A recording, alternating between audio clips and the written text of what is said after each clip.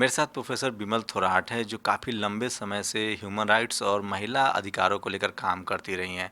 हम उनसे जानने की कोशिश करेंगे कि महिला अधिकारों के साथ-साथ खासकर उन महिलाओं की क्या स्थिति है और उसमें कितना सुधार हुआ है जो जातीय रूप से समाज में हाशिए पर है। बिमल जी, आप काफ़ी लंबे समय से महिलाओं के में सुधार के लिए, महिला अधिकार के लिए काम करती रही हैं। अगर हम बात करें एससी, एसटी, ओबीसी जो जो हाशिए पर जो समाज जो व्यवस्था में रहे हैं, तो उनके महिलाओं की स्थिति की बात करें तो साक्षरता का दर हो या ह्यूमन राइट्स का मामला हो, उनकी क्या स्थिति है? दलित मानव अधिकार अभियान से मैं लंबे समय से जुड़ी हुई हूँ। उसके उसके फाउंडेशन रखने से लेकर अभी तक, और ख़ास करके दलित, आदिवासी और हाशिए की जितनी भी महिलाएं हैं, जिसमें नोमैडिक ट्राइब्स जो बिल्कुल घुमंतु जातियों की महिलाएं हैं, घुमंतु महिलाएं, उनकी जो आर्थिक स्थिति है या उनकी जो सामाजिक स्थिति है, और इसके साथ ही उनके साथ होने वाला जो भेदभाव है जाति के आधार पर, क्षेत्र क्षेत्र के आधार पर, भाषा के आधार पर, और एक हाशिए की महिला है कि जिसके पास सामाजिक तौर पर कोई भी उसकी मान्यता नहीं है समाज में, तो ऐसी महिलाओं के साथ जुड़कर काम करना एक बहुत बड़ी चुनौती है इस देश में। एक तो उनकी तरफ जो भी जितनी भी सरकार की नीतियां हैं वहाँ तक लागू नहीं हो रही है, और जब लागू होती हैं तो निश्चित तौर पर उन्हें छोड़ दिया जाता है। हम आपको बताएं कि जैसे ही दलित बस्ती में या मुस्लिम बस्ती में बिजली के खंभे लगते हैं या बिजली की तार खींची जाती है, जो कि बुनियादी बुनियादी ज़रूरतें हैं इंसान की, बिजली, पानी, सड़क, और बाद में रोज़गार की जो रोज़गार उन्हें मुहैया करना। तो जब भी हमने खुद देखा है, गुजरात में, महाराष्ट्र में, पंजाब और राजस्थान, तमाम जगह पर हम जाते रहे हैं, तो ये जो सामग्री जो मुहैया की जाती हैं, जो जो जो जो भी डिपार्टमेंट ये काम करता है, उसके पास इन बस्तियों तक आते आते सारी सामग्री ख़त्म हो जाती है। मैडम, बात करें तो केंद्र सरकार में भी, राज्य सरकार में, हर जगह महिला कल्याण मंत्रालय है, उसमें भी सोशल जस्टिस के मंत्रालय हैं जो जो इस तरह की चीज़ों को ध्यान रखते हैं। तो क्या लगता है कि अब भी आज़ादी के इतने वर्षों बाद भी बहुत हालात बदले नहीं हैं? मैं उन्हीं डिपार्टमेंट की, उन्हीं इन्हीं सरकारी डिपार्टमेंट की बात कर रही हूँ, क्योंकि इन्हीं के ज़िम्मे ये काम होता है, और ये जानबूझकर किया जाता है, और ये समझकर कि इन लोगों की ये ज़रूरत ही नहीं है। इन्हें तो बिजली पानी के बिना भी ये रह सकते हैं। बच्चों के लिए स्कूल अगर नहीं है आसपास, तो बच्चे 5-5, 6-6 मील नदी से तैर कर, या नदी में अगर पुल नहीं है तो नदी जो जो छोटी छोटी जो नावें होती है उसमें बैठ कर जाते हैं। कितनी असुरक्षा की स्थिति में बच्चे स्कूल में जाते हैं। महिलाएं जहाँ पर भी काम कर रही हैं, क्योंकि हमारी जो पितृसत्तात्मक व्यवस्था है और उसमें भी जो सामंतवादी व्यवस्था है, उसका दलित और आदिवासी स्त्री की तरफ देखने का रवैया बहुत ही हीन है। वो उन्हें इस्तेमाल की वस्तु मानते हैं। सम्मान की नज़र से कभी भी देखा नहीं गया है, ना अभी तक देखा जा रहा है। आपने सही कहा कि आज़ादी के 65 साल गुजर गए, लेकिन आज़ादी किसे कहते हैं हम नहीं जानते हैं। हमारी महिलाओं ने, दलित और आदिवासी जो हाशिए की समाज की महिलाएं हैं, उन्होंने इसका एहसास भी किया हो कि वो आज़ाद हिंदुस्तान की आज़ाद नागरिक है, और उन्हें ये सुविधाएं सरकार द्वारा मुहैया की जानी चाहिए। जीवन यापन की जो भी उनकी समस्याएं हैं वो उसमें सुधार होना चाहिए। ये सब नहीं हो रहा है। ये हमारा देखा हुआ सत्य है, ये देखा हुआ हमारा सच है इस देश का, कि आप देश के किसी भी कोने में जाइए, दलित बस्तियों में ऐसे हालात हैं कि वहाँ आप 10 मिनट भी अगर गुजारे तो दम घुट जाएगा। किसी भी सभ्य समाज, जो अपने आप को सभ्य समाज कहलाता है, उसका दम घुटेगा। सरकारी अफसर वहाँ तक नहीं जाते हैं। महिलाओं की बात करें तो उनका जो सामाजिक उत्पीड़न है, घर में भी उनका उत्पीड़न होता है, एक मर्दवादी उत्पीड़न रहा है और ऐसे में दलित महिलाओं पर दोहरी मार पड़ती है, उनके साथ सामाजिक रूप से भी और फिर अपने घर में भी। तो उस लिहाज से देखें तो समाज के एक बड़े वर्ग में जो आर्थिक रूप से समृद्ध है, उनके महिलाओं की स्थिति बहुत सुधरी है। लेकिन अगर दलित महिलाओं की बात करें खासकर, तो उनके अपने घरों में जो जो नज़रिया है लोगों का, जो मर्दवादी सोच होती है या जो जो पुरुष की तरफ से जो योगदान मिलना चाहिए, उसमें कुछ बदलाव आप देख पाती हैं? जैसा कि हमने पहले भी कहा कि ये भारतीय व्यवस्था जो संरचना है, सामाजिक संरचना, ये पुरुष सत्तात्मक संरचना है। तो दलित समुदाय में भी पुरुष व्यवस्था उसी तरह से हावी है जैसे कि अन्य समाजों में है। तो यहाँ पर जैसे आपने कहा कि दलित महिलाओं को दोहरे शोषण की मार झेलनी पड़ती है। हम जो महिला मुक्ति आंदोलन है, दलित महिला मुक्ति आंदोलन ने इसे तिहरे शोषण की बात कही है। दलित महिला का शोषण तिहरा होता है, बल्कि हम कहेंगे बहुआयामी शोषण होता है। लेकिन तिहरे शोषण में वो महत्वपूर्ण बातें हैं कि जिससे वो स्त्री होने के नाते जो जिल्लत झेलती है पितृसत्तात्मक समाज की तरफ से, गरीब होने के कारण वो हमेशा उसे लड़ना पड़ता है कि आर्थिक स्थिति अगर ठीक नहीं है तो उसे सुबह से शाम तक रोज़ी रोटी के लिए दर दर भटकना पड़ता है। और दलित होना अपने आप में एक अभिशाप है इस देश में। महात्मा गांधी हमेशा कहते रहे हैं कि ये हिंदू धर्म का कलंक है, लेकिन उसे जवाब देते हुए डॉक्टर अम्बेडकर ने कहा था कि ये समाज पर कलंक है। ये जो छुआछूत का या भेदभाव का, जो जातिवाद का जो मसला है, ये बहुत ही जटिल मसला है। दलित महिलाओं की तरफ एक तो पुरुष व्यवस्था और ख़ास करके सामंतवादी पुरुष व्यवस्था का जो रवैया है वो अत्यंत घृणात्मक है, अत्यंत तिरस्कारपूर्ण है। उसे वो अपनी मिल्कियत मानते हैं, एक भोग की वस्तु मानते हैं। ख़ास करके गांव और कस्बों में और छोटे शहरों में भी जो सामंतवादी और सवर्ण पुरुष है वो अब समझता है कि इसके शरीर पर, दलित स्त्री के शरीर पर, आदिवासी स्त्री के शरीर पर मेरा अधिकार है, भोगने का मेरा अधिकार है, क्योंकि मनुस्मृति उसे ये अधिकार देता है। मनुस्मृति में इसे ये लिखा गया है कि स्त्री, दलित स्त्री ये भोग्य वस्तु है, वस्तु कहा गया है। और वो जो सोच है अभी भी सवर्ण समुदाय के पुरुष वर्ग पर अभी भी हावी है। हावी क्या, उसे लगता है कि ये तो मेरी सुविधा की बात लिखी गई है, और धर्म का आदेश जो है वो अंतिम आदेश माना जाता है इस देश में। चाहे वो किसी के मानवीय अधिकारों को छीनने की बात है, उस पर कोई बोलता नहीं है। धर्म के खिलाफ बोलने की यहाँ मनाही है, और ऐसी मनाही है कि हम देख रहे हैं कि अभी जो जिस समय से हम गुज़र रहे हैं, इस समय अभी जो हिंदुत्ववाद का जो उठान है अपने चरम पर है। और उसमें सबसे ज़्यादा जो पीस रही है, सबसे ज़्यादा जिसे प्रताड़ना मिल रही है, वो दलित और आदिवासी महिलाएं, जो बिल्कुल हाशिए पर खड़ी है, जिसे हम अंतिम कहा जा सकता है, समाज की सबसे अंतिम सीढ़ी पर खड़ी है। आपने कहा कि धार्मिक वजहों से जो धर्म के जो स्याह पक्ष है, जिसमें बहुत सारे कर्मकांड हैं, जातीय भेद है। लेकिन भारत में देखें तो जितने भी धार्मिक रीति रिवाज है, वो सबसे ज़्यादा महिलाएं ही वो अपने ऊपर ढोती हैं, चाहे वो किसी तरह का किसी भी धर्म में हो। जी जी। उन पर बहुत बंदिशें हैं और महिलाएं भी उस धर्म को लेके सबसे बड़ी वाहक भी वही है। तो इस तरह से आपको क्या लगता है, किस तरह से उनको शिक्षित किया जाए ताकि वो इन तरह के धार्मिक आडंबरों से भी निकले, वो मेन स्ट्रीम में पहुँचे, वो शिक्षा में बेहतर करे? तो क्या उपाय आपको नज़र आता है? चूँकि इतनी हालात इतने अभी भी बुरे हैं, तो कुछ तो होगा। आप लोग चूँकि ज़मीन पे काम करती हैं, तो किस तरह से इनसे उभरा भी जा सकता है?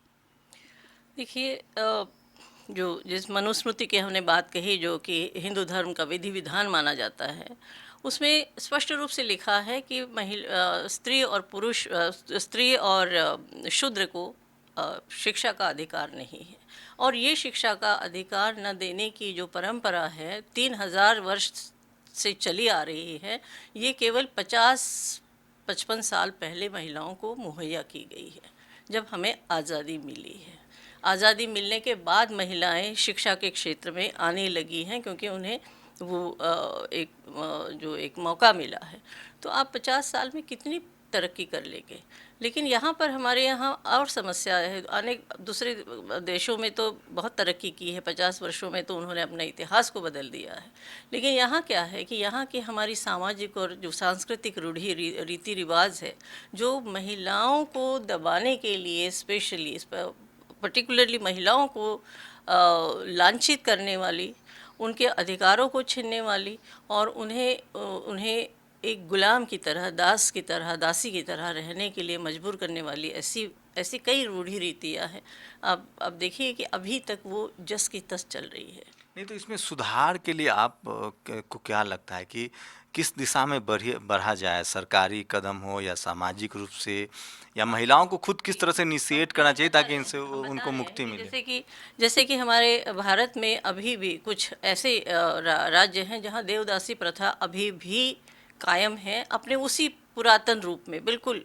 जो कहना चाहिए बिल्कुल, जैसे जब शुरू हुई होगी ये परंपरा, कि महिलाओं के यौन शोषण के लिए ये परंपरा शुरू की, और धर्म के आड़ में ये चल रहा है सारा कारोबार।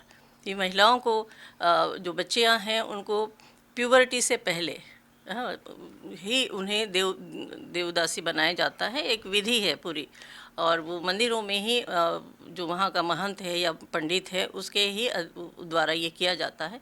और उस लड़की का फिर गांव की तरह, गांव के सभी पुरुषों के द्वारा शोषण शुरू होता है। उसे अपने इस शोषण को ना करने का, ना कहने का अधिकार तक नहीं है उसके पास। तो ये परंपराएं अपने पूर्व रूप में अभी भी यहाँ पर मौजूद है, और हज़ारों की संख्या में बच्चियाँ, जो कि नाबालिग बच्चियों को इस प्रथा में ढकेला जाता है और अंततः वो वेश्या व्यवसाय में पहुंचाई दी जाती है। तो ये परंपरा, इस परंपरा को बंद करने का कानून भी है हमारे पास।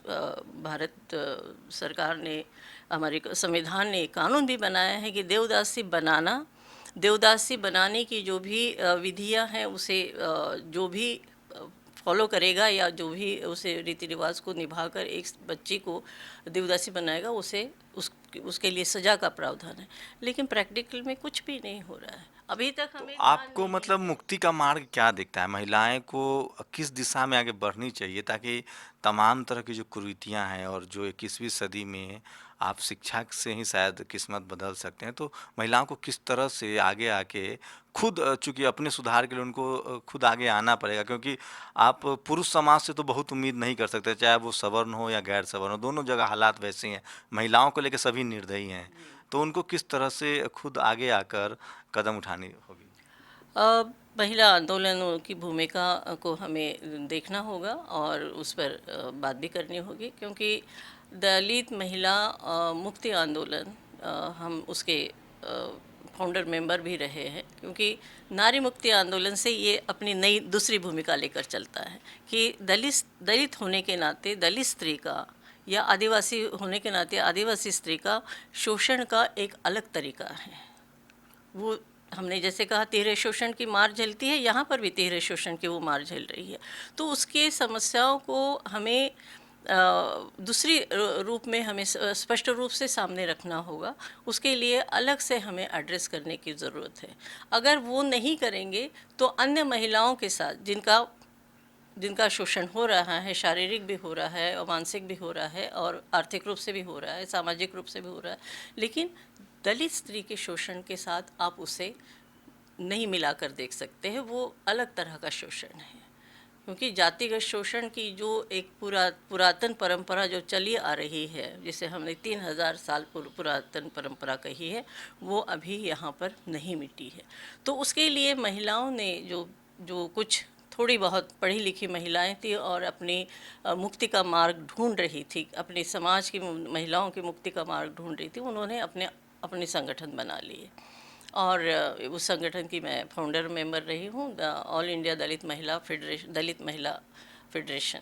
तो ये उन्होंने ये शुरू किया, हम लोगों ने 1995 में ये आंदोलन वहाँ से शुरू हुआ, और फिर धीरे धीरे ये देश भर में फैल गया, और इस मंच पर तमाम महिलाएं जुड़ने लगी। और उन्होंने एक ही बात कही कि हमारा जो सामाजिक शोषण है, हमारा जो आर्थिक शोषण है, हमारे समाज की महिलाओं का जो पीछे हमें पीछे रखा गया है, अभी तक बहुत पीछे रखा गया है, उसे हम मंजूर नहीं करेंगे। और तमाम जितनी भी योजनाएं हैं जो सरकार की है वो वहाँ तक पहुँचनी चाहिए। तो आर्थिक सुरक्षा का उन्होंने सवाल उठाया, सामाजिक सुरक्षा का सवाल उठाया, और जाति व्यवस्था को निर्मूल करने की बात उन्होंने कही कि जब तक जाति व्यवस्था यहाँ बनी रहेगी, डॉक्टर बाबा साहेब आम्बेडकर ने तब कहा था 1936 में, जब उन्होंने ये बात कही थी कि वो हिंदू धर्म छोड़कर बुद्ध धर्म अपनाना चाह रहे हैं अपने समाज के साथ, वो इसलिए कि जाति व्यवस्था अपने इतने निर्मम रूप में यहाँ पर मौजूद है, इतने निर्दयी स्वरूप में है कि वो बदलने का नाम ही नहीं ले रही है, चाहे मैम कितने ही प्रयास कर अभी की लीजिए। बात करें तो हर राज्य में महिला आयोग है, नेशनल वुमेन कमीशन है। तो ये एक अहम है संस्था है, और देखा जाता है कि कहीं भी महिला अत्याचार का मामला हो, खासकर दलित महिला पर और अत्याचार की बात हो, तो वो अपनी तरफ से इनिशिएट करती हैं। तो क्या लगता है कि महिला आयोग की वजह से भी कुछ इसमें बदलाव आया है और उनके काम को और धार देने की ज़रूरत है? अ, मैं बड़े खेद के साथ ये कहना चाहूँगी, अपनी बात यहाँ रखना चाहूँगी आपके साथ, कि महिला आयोग दलित और आदिवासी महिलाओं के प्रति बहुत संवेदनशील नहीं है।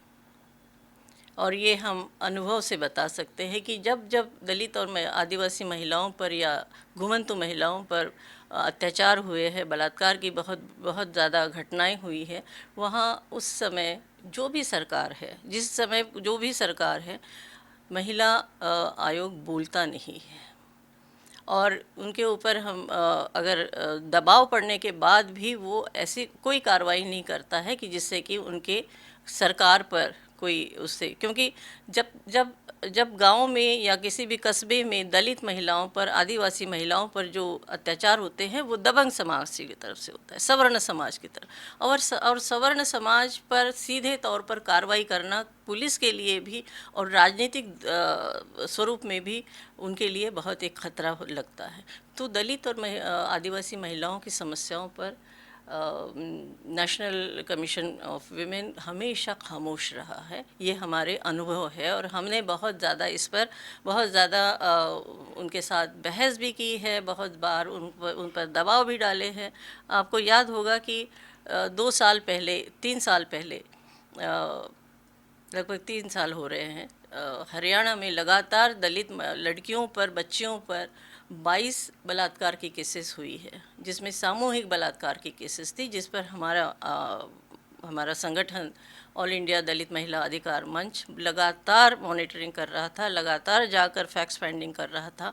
और उन तथ्यों को लाकर हमने सरकार के सामने और तमाम जितने भी मिनिस्ट्री हैं सबके सामने वो तथ्य रखे, लेकिन हमें कहीं से भी उस पर कार्रवाई करने की कोई भी सुगबुगाहट भी नहीं मिली, क्योंकि हर कोई इसे दबाना चाह रहा। और जिस महिला आयोग की जो बात कही आपने, राष्ट्रीय महिला आयोग आखिर तक वहाँ नहीं पहुँचा है। ये तथ्य आप देख लीजिएगा, या कोई अगर इस पर सवाल उठाता है तो वो खुद जाकर देख ले कि कितनी केसेस को उन्होंने सॉल्व किया है, या कितनी केसेस में उन्होंने वहाँ के कमिश्नर को या वहाँ के जो सेक्रेटरी है उन्हें चिट्ठियाँ लिखकर उनको उनको उनको बुलाया है और उस पर उनकी सुनवाई हुई है। ऐसा कहीं नहीं हुआ है। तो ये रवैया अपने आप में बताता है कि दलित महिलाओं के प्रति महिला आयोग का भी, जो कि राष्ट्रीय महिला आयोग है, उनका रवैया भी असंवेदनशील है। तो ये थी हमारे साथ बिमल थोराट, जिनकी माने तो आज भी देश में महिलाओं की स्थिति बहुत बेहतर हुई है। लेकिन अगर दलित महिलाएं, आदिवासी महिलाओं और पिछड़ी जाति की महिलाओं की बात करें तो उनको आज भी हर तरह से मार झेलना पड़ रहा है।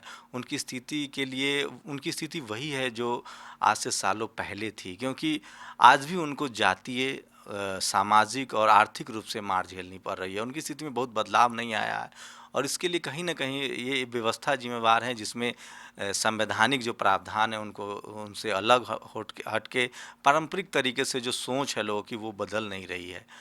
कैमरामैन गौतम के साथ शंभू कुमार सिंह, नेशनल दस्तक, दिल्ली।